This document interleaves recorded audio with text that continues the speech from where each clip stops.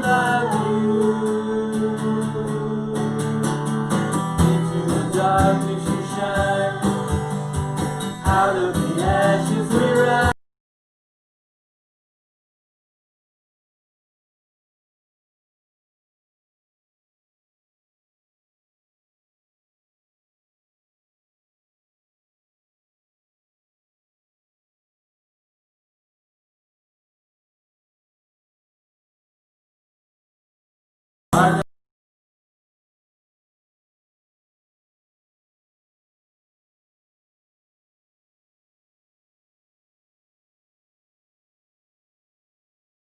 Our God.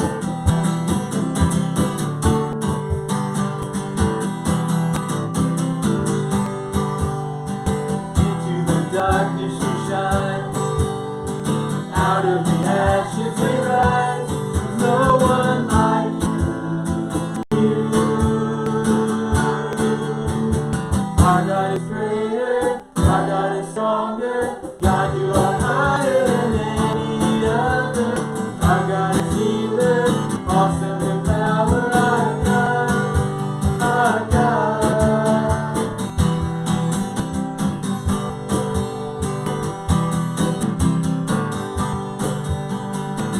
And if our God is for us, then who could ever stop us? And if our God is with us, then what could stand against? And if our God is for us, then who could ever stand against?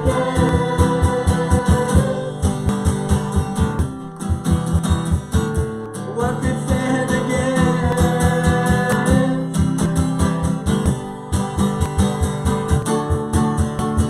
Our God is greater, our God is stronger.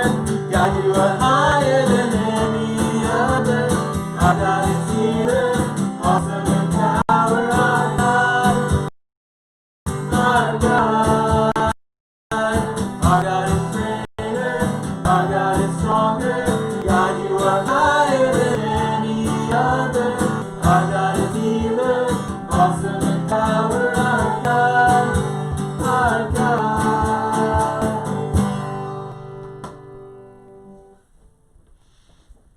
God, we just want to see your greatness today.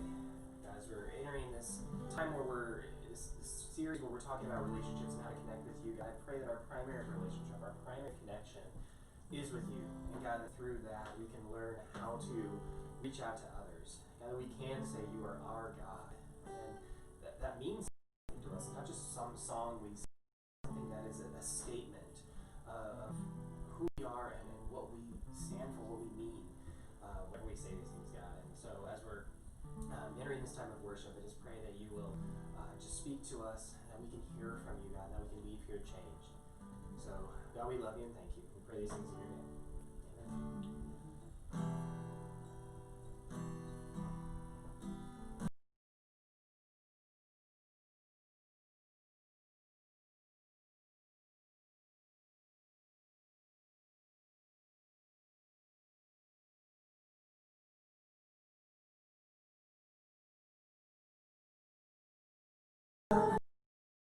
Amen.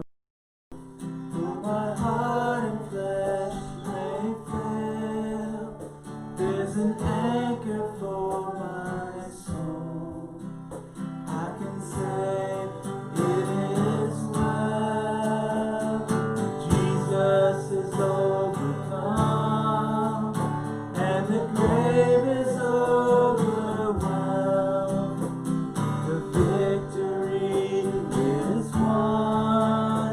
He is risen from the dead, and I will rise when He calls my name. For some more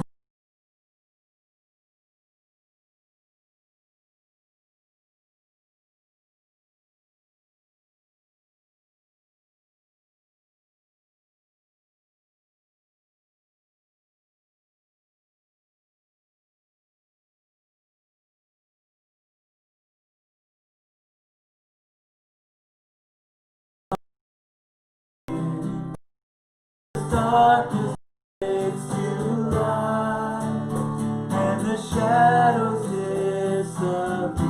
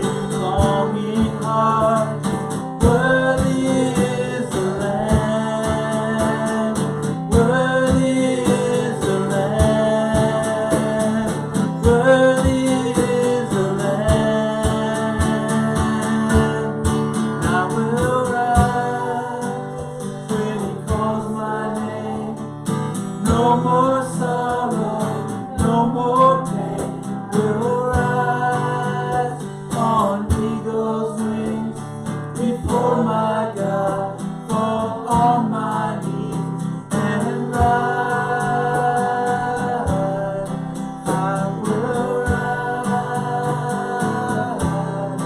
I will rise.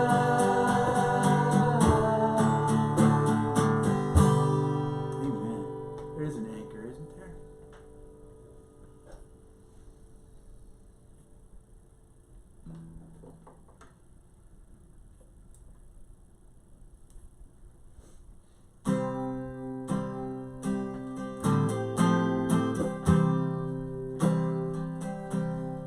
You've been walking the same old road for miles and miles.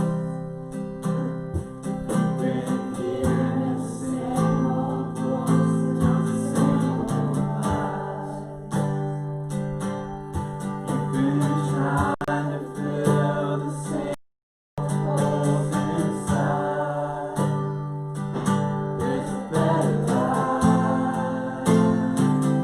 There's a better life. If you got pain, he's a pain taker. If you feel lost, he's a way maker. If you need freedom for saving, he's a prison shaking savior. You got chains, he's a chain breaker.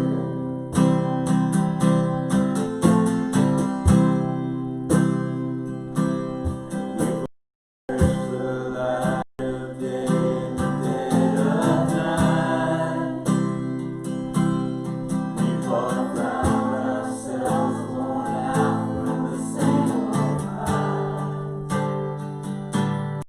We've all run things to know right.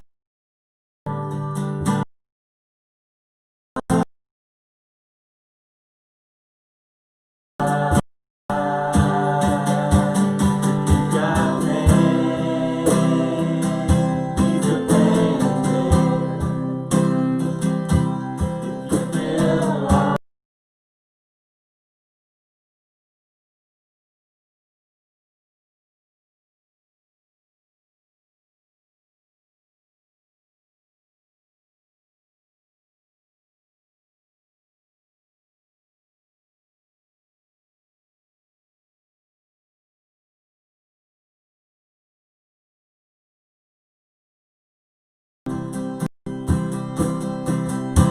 if you believe it, if you receive it, if you can't feel it, somebody testify. If you believe it, if you receive it, if you can't feel it, somebody testify. If you believe it, you receive it, you can't feel it, somebody testify. You got pain, he's a pain taker. If you feel lost, he's a way maker. If you need freedom for saving, prison savior, you got chains, he's a chain breaker. If you need freedom for saving, he's a prison shaking savior. You got chains, he's a chain breaker.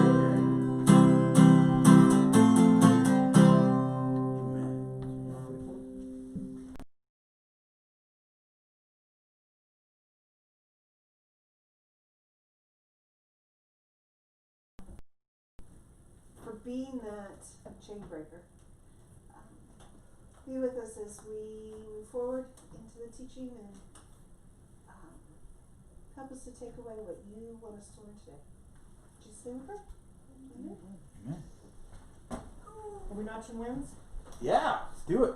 So I have a really big win. My son's divorce is final. Awesome. So when we're talking about relationships, he can now move on. And the good thing about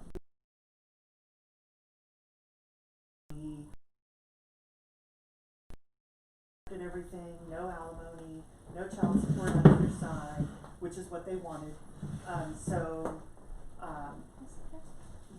Good for him as a whole to be able to just get that out of his way, because it's been weighing on him since she moved out in January. So it's been a tough, because the court's closed, and so it was just a real mess. But yeah, kind of a bittersweet, I guess. Congratulations, dude. Yeah. Yeah. I'm actually on vacation, which means we're not so crazy. I had to cancel my vacation. Awesome. Very awesome. Vacation's good.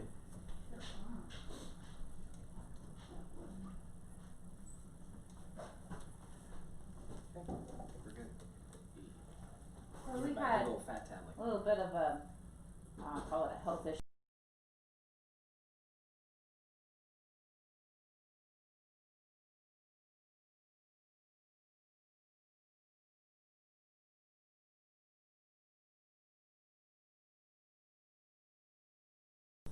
And what's really, so the positive out of all of that really is that although it's not a good thing to ever have a broken bone and a surgery after it, it has opened eyes that, we maybe need to think about what happens when you're in this situation and maybe take some steps so that you don't end up in a spot where you can't get help for a long period of time. So on a couple different. You realize how vulnerable humans can be. And my plant might be living. Oh, and on that note, with her, remind me to talk to you afterwards, because more than likely her insurance will take care of it.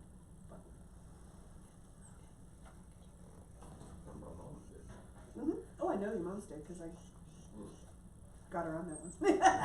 Well, she just now got it ordered after this happened. Oh, yeah. So I said they were getting them for Christmas. You did. Oh, yeah. So guess what you guys are getting for Christmas? Merry Christmas. Jeff's our back row Baptist today. Exactly. So. Join the back. All by yourself. No, but Shower. I don't need specific wins, but I guess my win is that there's nothing wrong, I guess. Nothing I can complain about. So I guess I'm gonna count that as a win. I take that. I can't complain, so I Yeah, guess, but that's that okay. is a win. Do you realize had I said that, I would have just been bombarded with everything bad. That's alright, this happened this week, I'm ready for it. I can't believe, never mind.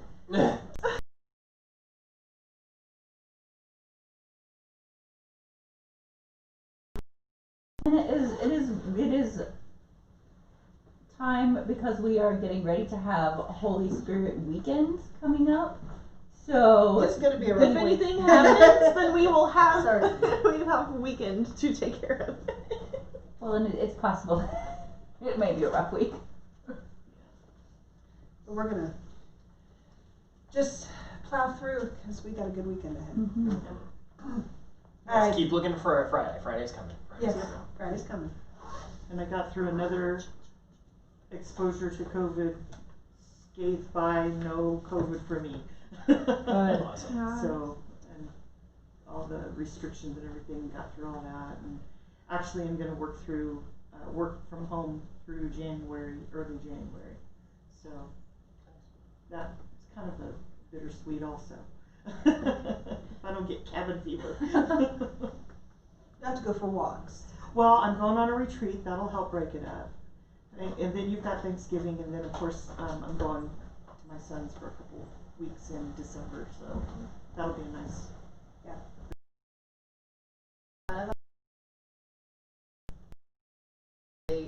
But Julie are like doing a pottery thing. So if anyone wants to join us, they're welcome. I don't know where the date is, I'm sorry. Speaking of leaving the house. Coming up. Stay tuned. It's in November, and for some reason my calendar's in July. That's helpful. Okay. So pottery thing, like at a pottery place, or? Yeah, it's on November 7th. If anyone's interested. Is it in Springfield? And It's the one that Julie shared, so it's not at the village. I was gonna say, she posted something on Facebook that there was a downtown one. Of course, I just assumed since like I spam like that looks so awesome, I want to paint there, so I'm assuming that's like where Where we'll it do is, Yeah, we didn't actually discuss those parts. It's not, is it P3? No. That's one of them. If I had internet, I would just look up the post, but I don't. Okay, cool. I got the impression it might be somewhere, it's downtown, like C Street or downtown itself. Oh, downtown. Yeah, oh yeah, yeah, it's downtown. I didn't know they had one down there. I think that's the thing. Oh, look, what we A found. new one. Yeah. Sweet. When did she, I can't find it on her page. Yeah, Anyway, right. moving on. I'll look it up when I'm. We'll like, ask her next weekend. Right, that can be a topic. Oh no, she's watching, she may be group meetings. I'm inviting more people. So we're talking about relationships, and you know, we all have those people in our lives that we either are worrying about, have worried about, deal with at work, part of our circle of influence, who are struggling or who are different, and anything that's different, anything that's kind of out of what we're used to dealing with can make us uncomfortable, and we sometimes tend to look at things toward a negative side. You know, we'll lash it. You know, it's more of we'll push away. I don't get this, so I'm not going to deal. But as a church, we're called to the hurting, those who are lost and hurting. And so I got a book, and if anybody's ever interested, it's really cool. I got it wasn't part of my classes, but it was connected to. It's called Grace for the Afflicted, and it's by Matthew Stanford, who is a pastor now, but he started out as a neurobiologist, I believe. He knows his stuff, and he's really got some good things to say. But one of my favorite things that he did was he renamed all of the mental disorders, because they have real negative connotations.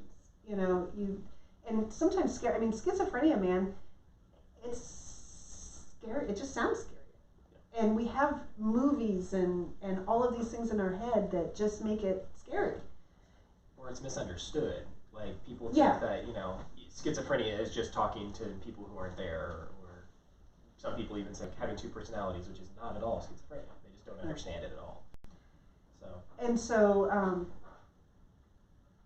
I love the descriptions he's got for them. So for schizophrenia, it actually is the first one. Lost mind. And so if you're looking at someone and you know that they're struggling, and you think of them as someone who is lost mind, it provokes more empathy and more desire to help. It's a little easier to. Bipolar disorder, he labeled as tormented. And if you've ever spent any time with someone who is struggling with that, they're tormented. Depressed as the valley of darkness. Anxiety is overwhelmed. Trauma is broken and crushed. Personality disorders, distressed and destructive. Dementia as stricken in years. Cardiovascular events, struck by violence. Traumatic brain injuries, they call that the golden bowl. And suicide, a fatal decision. And you note takers that are not online and can't rewind, we've got this, we can, Yeah, I can even send you the notes, the outline. Yeah. It's kind of the outline of the book is or the outline is kind of taken from the book, and I'll put this on the page here. the book was so good we relied on it very heavily for this. That's so funny. 2 weeks in a row. But when you look at people as tormented, overwhelmed, broken, crushed, living in a valley of darkness, it gives you a better description of the pain and the struggle that that person is experiencing. And also how to reach them and how to help with them. So if you think of somebody as, for example, if you don't know what bipolar is, but if you can remember it as somebody who's tormented, well, they're not feeling overwhelmed right now, they're feeling tormented, and it kind of helps you to, oh, okay, well in that case then I don't need to approach them this way, I will approach them this way, and you can kind of take a different route. So. And the thing is, with when we as a general populace are approaching someone who's struggling, we don't have to really know. We don't have to be an expert in it. Right. We're walking up and looking to hold their hand and get them the help that they need. Right, and to realize that most all of these are not, to realize that, as we're going to get into a little bit later, is people didn't ask for these. Some of these disorders they're born with, and some of them happen to them when they were too young to understand what was going on. And so I think sometimes we put that into our mindset as well, to think like somebody who's tormented or someone in the valley of darkness, it's not like, well, they just wandered there. It's like, oh yeah, I'm going to choose to go live in this valley. Like, they got there, and how do we help them get out? That's the other thing that I'm really learning. I'm sitting here and I'm giggling because it's the first semester of my master's program, and I'm like, man, what's going to be like? I'm learning so much. What's left to learn? But they're really, we know that schizophrenia is biological. We know that bipolar disorder is biological. But when we think of depression and anxiety, we often think of it as just pull yourself up. But they're finding, as we get, just in recent years, we've really gotten some good pictures of the brain, and they're actually finding that people who struggle with lifelong depression actually have different structures in their brain. Their brain actually is different. This piece is smaller, or this piece is bigger, or this one's pumping juice out really, really fast, or this one won't take the juice that's, there's all this stuff going on, and it really makes it, whether it's been caused by nature or nurture, we don't know.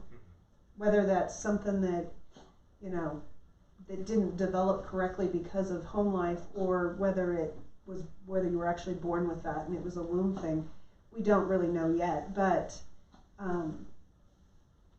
most of the people who are really struggling it's not them. Right. It's not their choice. They're not being lazy. They're not being whatever. They are. Or they're not seeking help. I think sometimes we get that, where we think, well, why don't you just go get help? Well, they probably are, or they don't have the ability to, which is where we come in. They don't know how. Right. That's where we as the church and us individually need to come in order to help them. So that's kind of where we're going to transition to. And we'll be referring back to these probably a little bit more, but I wanted to hit on kind of the basics of getting better. Like, just for ourselves, so you can kind of do a mental checklist to yourself, and then also to use that as kind of a foundation in order to go, we're going to transition here in a minute to, like, how do you reach out to somebody? How do you have that communication? So there are 4 basic areas that we need to keep an eye out for ourselves and for others. It's the physical, the mental, the spiritual, and the relational. And kind of the key verse that ties it all together, it talks about it, and I think I got there, it was Luke 2:52. Luke 2:52 talks about how Jesus grew in wisdom and stature and favor with God and men. So there you go. He grew in wisdom, mental, and stature, physical, and in favor with God, spiritual, and men, relational. So those are our 4 areas we're going to look at here. A lot of it's going to be very much review, so I'll kind of go through it a little bit quickly, and I won't dwell too much on it, because some of it also is kind of common sense. But I just want to hit those, because then when you start talking about connecting with people and relating with people who are struggling with these kind of things, we can kind of have like almost a checklist to go off and be like, okay, are they doing this, or doing this, or doing this? And then that'll help us to get to where we need to go. So, in physical, pretty straightforward. Oh, it's pretty straightforward. Get enough sleep. First thing. Big deal. Make sure you're getting enough sleep. Your brain has to reset. That's what the sleep cycle is all about. And get good sleep. Not like, oh, I'm going to take an hour nap here and a 2-hour nap there. But our bodies are designed to go through a complete cycle of sleep. So get enough sleep. Sometimes medication